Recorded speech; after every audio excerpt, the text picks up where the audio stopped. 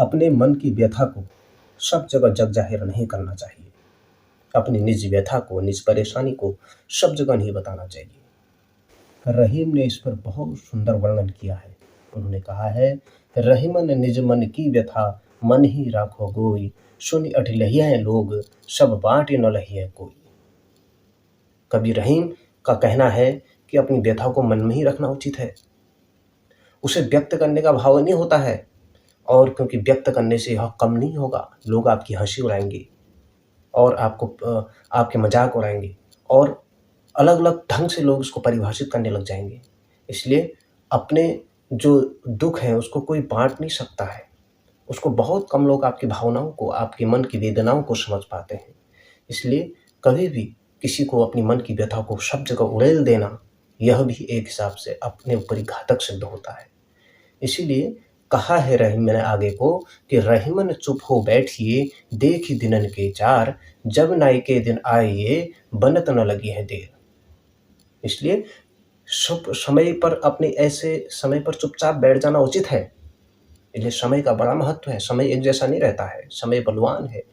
यह उसकी ओर संकेत करते हुए कहते हैं नाई की ओर, कि बड़े बड़े राजा महाराजाओं को भी जब बाल बनाने के लिए आना पड़ता है तो उनको उस नाई के सामने, उस साधारण व्यक्ति के सामने आखिरकार झुकना ही पड़ता है अपने बाल बनाने के लिए।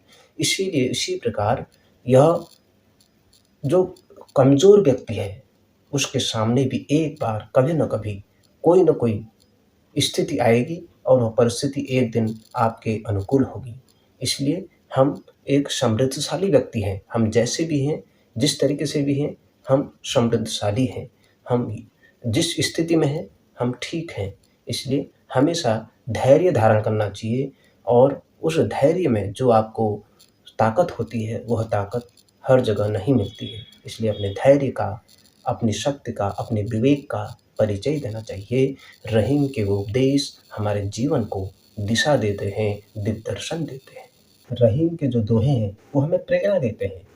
वो आगे कहते हैं, रहीमन विपदा हो भली जो थोड़े दिन होई, हित अनहित या जगत में जान परत सब कोई।